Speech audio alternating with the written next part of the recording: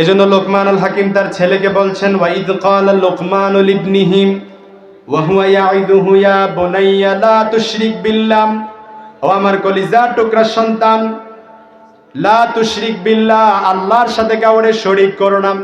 কারণ সব গুনাহ আল্লাহ তাআলা মাফ করে দেয়, কিন্তু শিরকের কোনো গুনাহ আল্লাহ তাআলা মাফ করে না। ইন্না শিরকা লা যুলমুন আযীম, যে ব্যক্তি শিরকের গুনাহ করে সে আল্লাহর সাথে সবচাইতে বড় জুলুম করে। আমি ভালো করে রিসার্চ করে দেখলাম, এই যে শিরকে আযীম বলেছেন, জুলমে আযীম বলেছেন, সবচাইতে বড় জুলুম। যারা আলেম আছেন তারা বুঝবেন, কাবির শব্দের অর্থ হচ্ছে বড়, আকবার শব্দের অর্থ বড়। কাবির শব্দ বড়, এই বড়র শুরু আছে শেষ আছে। আকবার শব্দের অর্থ বড়, এই বড়র শুরু আছে শেষও আছে। আবার আজিম শব্দের অর্থ মহান বড়, এই বড়র শুরু আছে কিন্তু কি নাই, শেষ নাই। যে ব্যক্তি শিরিক করে, জুলমে আজিম করে, যেই জুলুমের শুরু আছে কিন্তু শেষ নাই। আপনি যদি শিরিক করেন, আল্লাহর সাথে কাউকে অংশীদার স্থাপন করেন, সমকক্ষ সাব্যস্ত করেন, তাহলে জুলমে আজিম, সবচাইতে বড় জুলুম আল্লাহর সাথে করা হয়। ঠিক কিনা বলেন?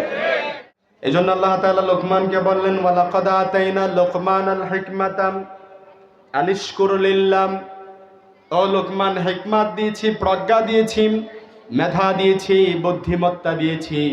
আনিশকুর লিল্লাহ, শুকরিয়া আদায় করবা কার? আসতে বলবেন না, কার? আল্লাহর শুকরিয়া আদায় করলে বাড়িয়ে দেন কে? আর যদি না শুকরিয়া করেন, ইন্না বাদশা রাব্বিকা লাশাদীদ। বান্দা যখন শুকরিয়া আদায় করে, আচ্ছা বলেন তো, আমরা যে শুকরিয়া আদায় করি এতে কি আল্লাহ আল্লাহ? কথা বলেন, এতে কি আল্লাহ আল্লাহ?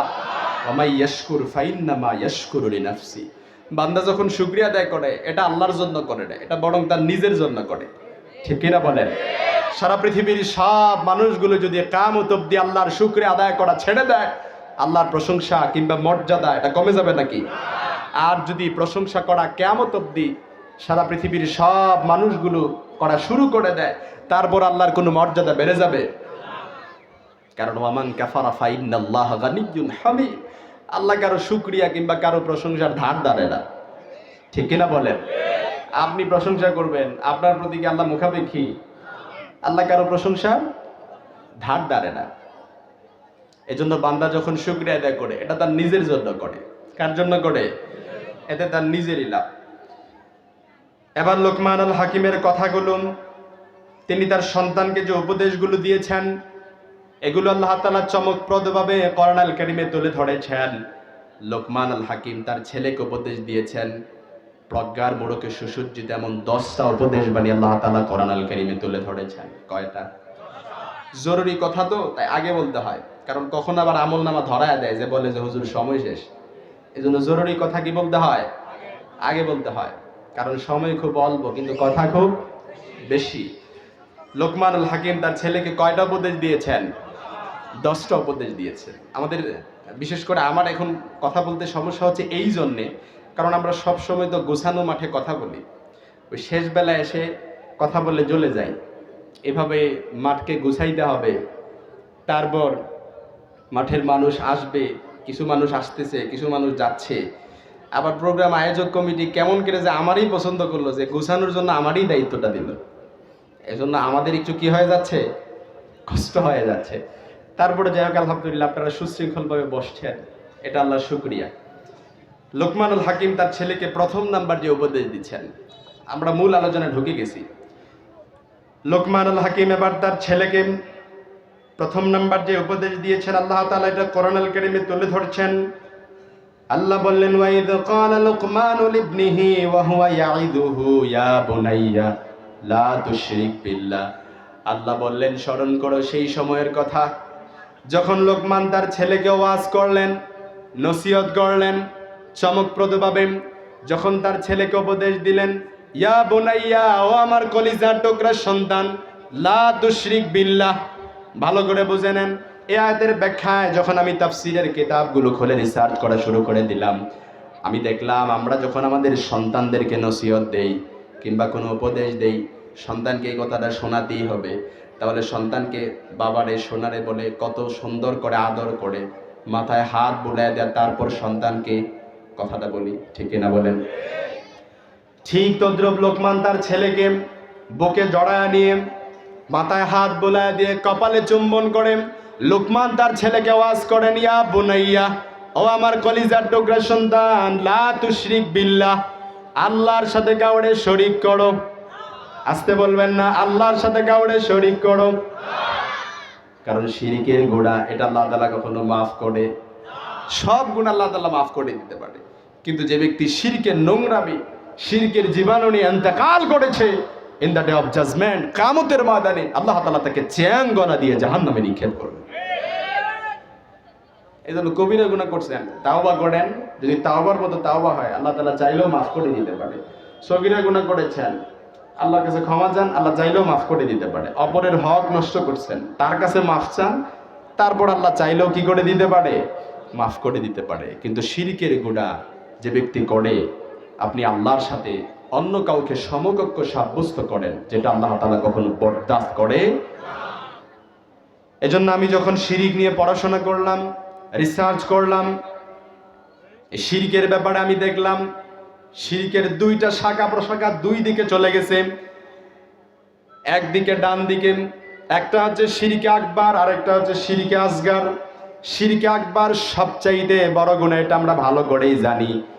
যেই গুনাহ করলে পড়ে বান্দা মুসলমান তো দূরের কথা, ইমানদার তো দূরের কথা, তার নামটা মুশরিকদের তালিকায় উঠায় দেন কে? আরো জোরে বলেন কে? দেখছেন, বক্তা নিয়ে আসতে অথচ স্লোগান দেয় নাই। মাশাআল্লাহ, আমি বুঝতে পারছি আমাদের আজকের এই প্রোগ্রামের বিশেষ আলোচক, বিশেষ মুফাসসির, চেহারা যেমন সুন্দর, আলোচনাও সুন্দর আলহামদুলিল্লাহ। হযরত মাওলানা এম মারুফ হুসাইন সাতক্ষীরা থেকে আসছেন। আমরা যাই সাতক্ষীরা, ভাইয়েরা আছেন কুমিল্লা, ফেনীতে আসেন। আমরা যাই কোথায়? ওনাদের জেলা, আবার ওনারা আসেন আমাদের জেলায়। এভাবে you have move from one corner to another corner. আমরা এক প্রান্ত থেকে অপর প্রান্তে যাই, তারাও আবার এই প্রান্তে আসে, আবার অপর প্রান্তে যায়। আল্লাহ যেন ভাইকে কবুল করেন, পড়েন আমিন। আমরা শেষ করে দিব, বেশিক্ষণ আমরা আপনাদেরকে ডিস্টার্ব করবো না ইনশাআল্লাহ। প্রিয় ভাইয়েরা, তাহলে প্রথম নাম্বার শিরিকের ব্যাপারে কথা বলছিলাম। শিরিকের প্রকারভেদ কয়টা?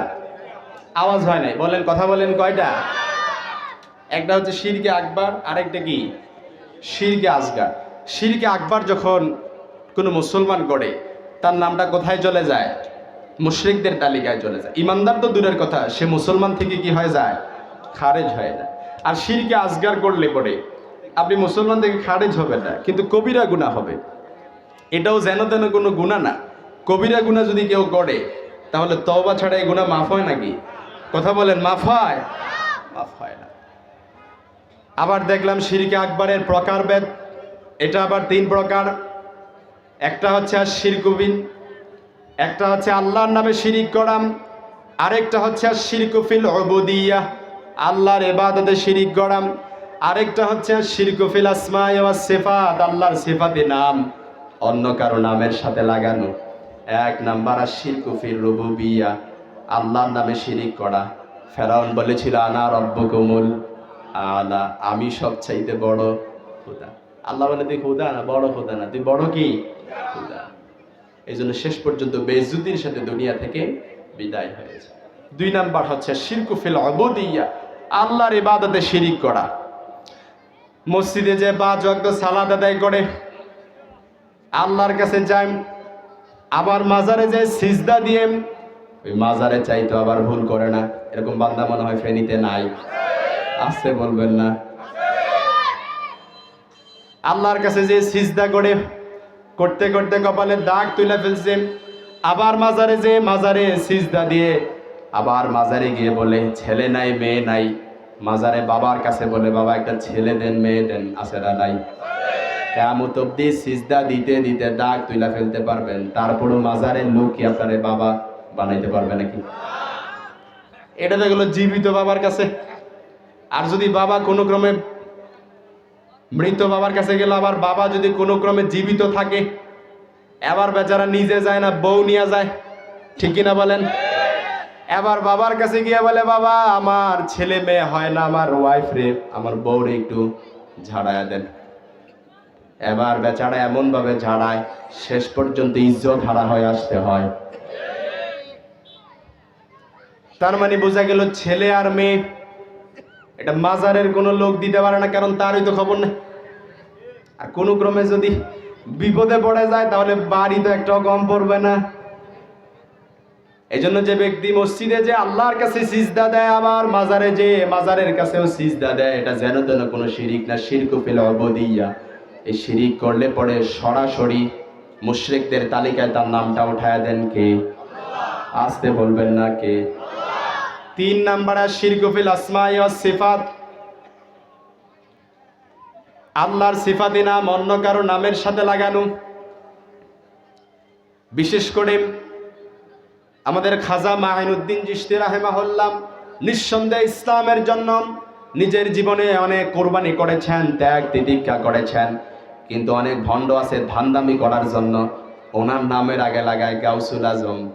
আছে না নাই? আচ্ছা, আমি আপনাদের কাছে জানতে চাই, গাউস আল আজম এই শব্দটার অর্থ হচ্ছে জগতের বাদশাহ। আবার এটা যখন কারো নামের আগে লাগায় তাহলে ঝামেলা আছে না নাই?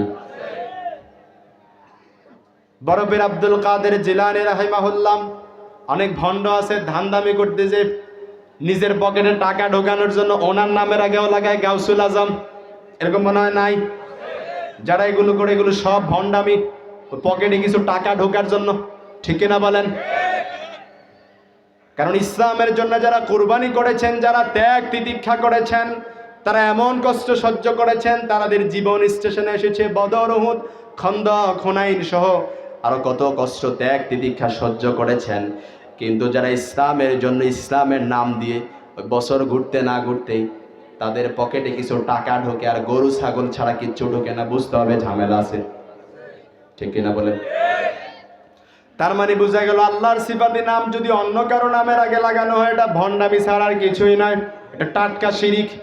এই শিরকের গুনাহ যখন কোনো বান্দা করে, ইমানদার তো দূরের কথা, মুসলমান থেকে তার নামটা কেটে দেন কে? মুশরিকদের তালিকায় নামটা উঠায় দেন কে? তার মানে বোঝা গেল শিরকে আকবার করলে পরে মুসলমান থাকা যায় না, কিন্তু শিরকে আসগার যখন কোনো বান্দা করে, ছোট শিরিক, এটাও যেন তেন কোনো শিরিক না, কবিরা গুনাহ হয়। ঠিক কিনা বলেন? এই কবিরা গুনাহের মধ্যে সর্বপ্রথম দেখেন ছোট শিরিক। আমাদের সমাজে কত যে কুসংস্কারের নামে শিরকে আসগার ঢুকে আছে, ছোট ছোট শিরিক ঢুকে আছে, এটা আমরা জানি না। 1 নাম্বার হচ্ছে রিয়া, লোক দেখানো কাজ করা, লোক দেখানো ইবাদত করা। অনেক বান্দা আছে, আমার নিজের চোখে আমি দেখেছি, আপনাদের ফেনীতে নাও থাকতে পারে, কিন্তু অনেক বান্দা আছে 5 ওয়াক্ত নামাজ পড়ে লোকেরা তারে মুসল্লি বলবে। ঠিক কিনা বলেন? আর নির্বাচন যদি সামনে আসে তাহলে কথাই নাই, আসরের নামাজ 3 বার পড়ে। ঠিক কিনা বলেন?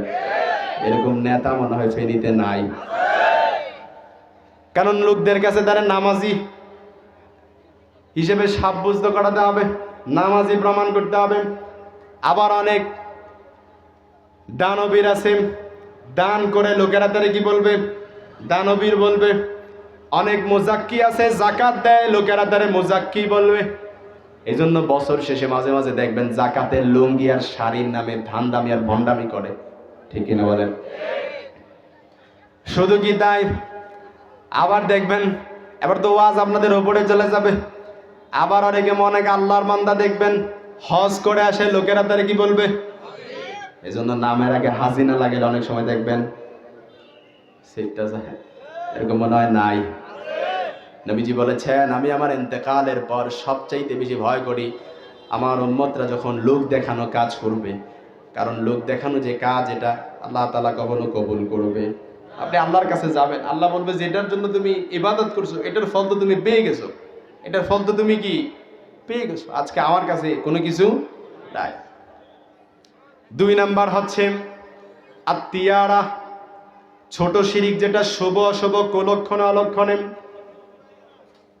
অনেকে দেখবেন বলে অনেক মানুষদেরকে টাটকাই ইশারা ইঙ্গিত করে কিংবা ঠাট্টা মস্করা করে, অনেকে উপহাস করে, অনেকে বলে যে তুই একটা কুফা, তুই একটা কুলক্ষণে, তুই একটা অলক্ষণে, এরকম বলে কি বলে না? এটা শিরিক। কারণ ইসলাম বলে আল কাদরি খাইরিহি ওয়া শাররিহি মিনাল্লাহি তাআলা, কল্যাণ অকল্যাণ যার হাতে, চিল্লা বলতে হবে তিনি কে? আসতে বলবেন না কে? তিন নাম্বারে হচ্ছে ইতিয়ানুল আররাফিন, গণকের কাছে যাওয়া। গণকের কাছে হাত দেখে আর গণক হাতের রেখা দেখে সব বলে দিতে পারে ভবিষ্যতে আপনার জীবনে কি হবে। এবার বেচারা নতুন বিয়ে করছেন, গণকের কাছে গেছেন, এবার গণক তার হাতের রেখা দেখে বলে হায় হায়, কপালে তো 4টা বিয়ে ছাড়া উপায় নাই। আচ্ছা বলেন তো, বেচারা নতুন বউ নিয়ে গেছে, এবার বউ থাকবে না যাবে? যদিও থাকে তাহলে বেচারার বাসায় জায়গা হবে? আবার বেচারা বিয়েই করে নাই, গণকের কাছে গেছে, এবার গণক হাতের রেখা দেখে বলে হায় হায়, কপালে তো বিয়েই নাই। এবার বেচারা এই ডিপ্রেশনে করতে করতে বেচারা বিয়ে করার সক্ষমতায় হারায় ফেলছে। ঠিক কিনা বলেন? এজন্য নবীজি বলেছেন, যারা গণকের কাছে যায়, গণকের কাছে গিয়ে হাতের রেখা দেখায়, গণক যেটা বলে সেটা সে বিশ্বাস করে নাই, কিন্তু শুধুমাত্র হাত দেখাইছে, হাতের রেখা দেখানোর কারণেই তার 40 দিনের নামাজগুলো বাতিল করে দেন কে? আপনি শুধু গণককে হাত দেখাইছেন, গণক যেটা বলছে এটা বিশ্বাসও করেন নাই, কিন্তু হাত দেখানোর সাথে সাথে 40 দিনের নামাজগুলো বাতিল করে দেন কে? আর যদি বিশ্বাস করেন তাহলে সাথে সাথে ঈমান চলে যাবে, মুশরিকদের তালিকায় নামটা উঠাই দিবেন কে? আসতে বলবেন না কে? শুধু কি তাই, নতুন সন্তান ভূমিষ্ঠ হয়েছে, এত সুন্দর চেহারা, নাদুস নুদুস, দেখলে পরে যে কারো নজর লাগবে, এটা স্বাভাবিক, কারণ বদ নজর এটা সত্য। নবীজি বলেছেন আল আইনু হাক্কুন, নজর এটা সত্য। কারণ কারো যদি বদ নজর লেগে যায়, বদ নজর লাগার কারণে লোকটাকে অসুস্থ বানাতে বানাতে মৃত্যু পর্যন্ত নিয়ে যাওয়া সম্ভব। ঠিক কিনা বলেন? এজন্য বদ নজর সত্য। এজন্য ছোট্ট বাচ্চা সন্তান ভূমিষ্ঠ হয়েছে, এবার এই সন্তানকে বদ নজর থেকে বাঁচানোর জন্য এবার সন্তানের কপালে কি দেয়? কথা বলে দেয়। আপনাদের ফেনীতে বানা হয় নাই? কি দেয়? কালো টিপ দেয়। আচ্ছা বলেন, সন্তান অনেক সুন্দর চেহারা আল্লাহ তাআলা দিয়েছেন, এবার এই সন্তানের কপালে যদি কালো টিপ দেন, তাহলে নজর কম লাগবে না বেশি লাগবে? কথা বলে না, নজর কম লাগবে না বেশি লাগবে? এই জন্য সন্তান ভূমিষ্ঠ হলে পরে কালো টিপ দেওয়া যাবে, এটা টাটকা শিরিক, শিরিকে আসগার। এই জন্য নবীজি বলেছেন, কোন সন্তানকে যদি বদ নজর থেকে হেফাজত রাখতে যান, তাহলে সকাল আর সন্ধ্যা নাচ ফালাক পড়ে 2 হাতের তালু একসাথে করে ফু দিয়ে পুরো শরীরটা মাসায়া করে দিবেন। যিনি আপনার সন্তানকে বদ নজর থেকে হেফাজতে রাখবেন তিনি কে? আসতে বলবেন না কে? এবার আসেন, অনেক সময় দেখা যায় পরীক্ষার হলে যাওয়ার আগে বাবা আর মা ভালো করে বলে সাবধান, কি খাওয়া যাবে না? ডিম খাইলে পরে কি পাওয়া যাবে? ডিম নয়, পাকিস্তানিরা বলে আন্ডা পাওয়া যাবে। ঠিক কিনা বলে? এই জন্য কেউ যদি বিশ্বাস করে পরীক্ষায় যাওয়ার আগে ডিম না খায়, তাহলে টাটকা শিরিক, শিরিকে আসগার। যদি ডিম না খেয়ে যান পরীক্ষায় ডিম পাওয়ার ভয়ে, তাহলে দেখবেন আরো বেশি করে ডিম পাবেন। আর যদি ডিম বেশি করে খান, তাহলে আমার মতো ফার্স্ট ক্লাস পেয়ে যাবেন। ঠিক কিনা বলেন? আবার অনেক আল্লাহর বান্দা আছে দেখবেন ফসল করে, এবার ফসলের খেতে যেন নজর না লাগে, পশু পাখি যেন না আসে, এজন্য কি লাগায়? কাকতারুয়া। শুধু কি তাই, আস্ত একটা যেন মানুষ দাঁড় করায় রাখছে, আবার মানুষের গলার মধ্যে একটা ঝাড়ু, আবার ছেঁড়া জোতা আছে না? যদি বলে এগুলো লাগাইছেন কেন, বলে কেউ যদি নজর দেয় তাহলে তার কপালে ঝাড়ু, কেউ যদি নজর দেয় তাহলে তার কপালে বাটার অ্যাপেক্সের জুতা না সেরা জুতা। নাউজুবিল্লাহ পড়বেন না? এগুলো যদি কোনো মুসলমান বিশ্বাস করে, তাহলে টাটকা শিরিক, শিরিকে আসগার, যেই শিরিক কবিরা গুনাহ হয়ে যায়, যেই গুনাহ কখনো আল্লাহ তাআলা তাওবা ছাড়া মাফ করে। তাহলে এখন থেকে আমরা আরো বেশি বেশি করব। আবার দেখবেন অনেকে আছে ওর মাঝে মাঝে দাঁত পড়ে যায় না, দাঁত পড়ে গেলে পড়ে কি বলে, দাঁতটা কাউকে দেখানো যাবে না, টিস্যুতে কাগজে মোড়ায় নিয়ে কোথায় চলে যায়? কথা বলে না, কোথায় যায়? শুধু কি ইঁদুরের কাছে যায়? আবার কি বলে, ইঁদুর মামা আমার মোটা দাঁত নিয়ে চিকন দাঁত দেয়। আচ্ছা বলেন তো, ইঁদুর মামার যখন দাঁতের শর্ট পড়বে, দাঁতের ফ্যাক্টরি আছে নাকি? ইঁদুর মামা কোথায় যাবে? তাহলে এটা টাটকা শিরিক, কবিরা গুনাহ, যে গুনাহ তাওবা ছাড়া কি হয় না? মাফ হয় না। কতটা কুসংস্কারে কথা বলবো, আমার প্রিয় ভাই চলে এসেছেন, আমি আর দেরি করবো না, ছেড়ে দিব, তবে শেষ করে দিচ্ছি। পয়েন্ট যেহেতু একটা ধরেছি, এটা আমি এন্ডিং টেনে আমি শেষ করে দিচ্ছি। ভাইকেও কষ্ট দিতে চাই না, আমিও কষ্ট দিতে চাই না, কি বলেন? সর্বশেষ অনেক কুসংস্কারই তো আছে। আবার অনেক সময় দেখবেন যাত্রা পথে পেছন দিক দিয়ে ডাকলে কি হয়? যাত্রার কি হয়? অমঙ্গল হয়। আচ্ছা বলেন, ইসলামে কি অমঙ্গল মঙ্গল এগুলো আছে নাকি? যাত্রা পথে আপনি কোথাও সফরে রওনা হলেন, পেছন দিক দিয়ে ডাকলে পড়ে অমঙ্গল হবে, এটা কি? টাটকা সিঁড়ি। খালি গুলসি রাখলে পড়ে অমঙ্গল হবে, এগুলো মনে হয় নাই। রাত্রিবেলা বাহিরে কাপড় থাকলে পড়ে তাহলে কি হয়? আয় রোজগারের বরকত কমে যায়, এগুলো মনে হয় ফেনীতে বলে না। এরকম বহু কুসংস্কার আছে। এজন্য লোকমানুল হাকিম তার ছেলেকে বলছেন, ওয়াইদ ক্বালা লোকমানুল ইবনিহি ওয়া হুয়া ইয়াইদুহু ইয়া বুনাইয়া লা তুশরিক বিল্লাহ, ও আমার কলিজার টুকরা সন্তান, লা তুশরিক বিল্লাহ, আল্লাহর সাথে কাউরে শরীক করো না। কারণ সব গুনাহ আল্লাহ তাআলা মাফ করে দেয়, কিন্তু শিরকের কোনো গুনাহ আল্লাহ তাআলা মাফ করে না। ইন্না শিরকা লা যুলমুন আযীম, যে ব্যক্তি শিরকের গুনাহ করে সে আল্লাহর সাথে সবচাইতে বড় জুলুম করে। আমি ভালো করে রিসার্চ করে দেখলাম, এই যে শিরকে আজিম বলেছেন, জুলমে আজিম বলেছেন, সবচাইতে বড় জুলুম। যারা আলেম আছেন তারা বুঝবেন, কাবির শব্দের অর্থ হচ্ছে বড়, আকবার শব্দের অর্থ বড়। কাবির শব্দ বড়, এই বড়র শুরু আছে শেষ আছে। আকবার শব্দের অর্থ বড়, এই বড়র শুরু আছে শেষও আছে। আবার আজিম শব্দের অর্থ মহান বড়, এই বড়র শুরু আছে কিন্তু কি নাই? শেষ নাই। যে ব্যক্তি শিরিক করে, জুলমে আজিম করে, যেই জুলুমের শুরু আছে কিন্তু শেষ নাই। আপনি যদি শিরিক করেন, আল্লাহর সাথে কাউকে অংশীদার স্থাপন করেন, সমকক্ষ সাব্যস্ত করেন, তাহলে জুলমে আজিম, সবচাইতে বড় জুলুম আল্লাহর সাথে করা হয়। ঠিক কিনা বলেন?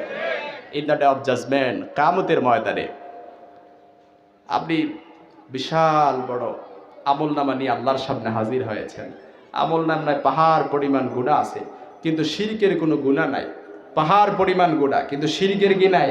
কোনো গুনাহ নাই। In the day of judgement, কিয়ামতের ময়দানে আল্লাহ তাআলা পাহাড় পরিমাণ ক্ষমা নিয়ে ওই বান্দার সামনে হাজির হয়ে যাবে। সুবহানাল্লাহ পড়বেন না? আল্লাহ তাআলা যেন আমাদের সকলকে এই শিরকের নোংরামি, শিরকের জীবাণু থেকে আমাদেরকে সকলকে হেফাজত করে। পড়ে না আমিন? আরো জোরে পড়ে না আমিন? তাহলে লোকমান আল হাকিম তার ছেলেকে উপদেশ দিয়েছেন কয়টা? আসতে বলবেন না, কয়টা উপদেশ দিয়েছেন? আমরা বললাম কয়টা? একটা বললাম, ইয়া বুনাইয়া লা তুশরিক বিল্লাহ, আল্লাহর সাথে কাউরে শরীক করো না। কারণ আল্লাহ তাআলা সব গুনাহ মাফ করে দেয়, কিন্তু শিরকের কোনো গুনাহ আল্লাহ তাআলা মাফ করে না। আল্লাহ পাক আমাদের সকলকে এই শিরকের নোংরামি আর শিরকের জীবাণু, শিরকের গুনাহ থেকে আমাদের সকলকে যেন হেফাজত করে। পড়ে না আমিন? আরো জোরে পড়ে না আমিন? আমি আর বেশিক্ষণ কথা বলতে চাই না, আর কষ্ট দিতে চাই না। আমি এখনই শেষ করে দিচ্ছি, আবার পরে আলোচনা করবেন। অত্যন্ত চমৎকার প্রাঞ্জল ভাষায় যিনি কথা বলেন, প্রিয় ভাই মাওলানা EM মারুফ হোসাইন, আলহামদুলিল্লাহ